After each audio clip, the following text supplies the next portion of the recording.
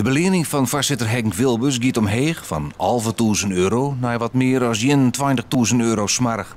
Dat hij de vergadering vastzit van die nieuwe Rie van Tafersjoch van Partina, zitten er nog eens strijdleden aan tafel met een verliezen bij Plantijn of Tellens. Ze kregen zo'n €100.000 en dat wordt aanstonds krijgt meer dan €14.000. Die belening stelt de Rie van Tafersjoch zelfs vast, maar ze binden bij wel een regelsboom van het ministerie van Volkszoens. Dan is wat bij Patina, de organisatie die het ontsteert uit Tellens en Plantijn, wat hanteerd wordt als beleningsbeleid van de Rie van Tafersjoch en van de Rie van Bestuur, volledig binnen de kaders die gesteld worden. Het maai dus, maar mat het ik. Het vakboen is hier kritisch oer. En voor een soort werknemers van de nieuwe organisatie is het nijs een nuivere verrassing. Hielendal noot er landelijk grote zorgorganisaties op omvallen steen. En de kritiek is op het salaris van bestuurders. De verklaring van de verheging is dat de Rie van Tafersjoch een stik drokker krijgt.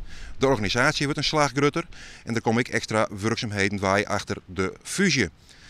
Al met al zou de deel komen op ongeveer een verdubbeling van het werk. Nevens de nijste wetjouwing krijgt de Rie van Tafersjoch extra voeg. En daarom is er ook extra ronde van dit soort van belenings. De ondernemingsrie van Tellens is het hier trouwens mee eens. Maar de onrust door de extra belening is er wel. En dat vernemen ze ik bij Tellens en Plantijn. Plantijn zei in de verklaring ook dat ze er begrip voor hebben. En ze is er verder dit van. Ondanks het feit dat de vergoeding binnen de gestelde normen valt, betreuren wij de negatieve beeldvorming over Patina. We zijn ervan overtuigd dat de beoogde fusie een goede ontwikkeling is in de zorg in Friesland, zodat de inwoners van deze provincie ook in de toekomst dicht bij huis gebruik kunnen maken van de zorg.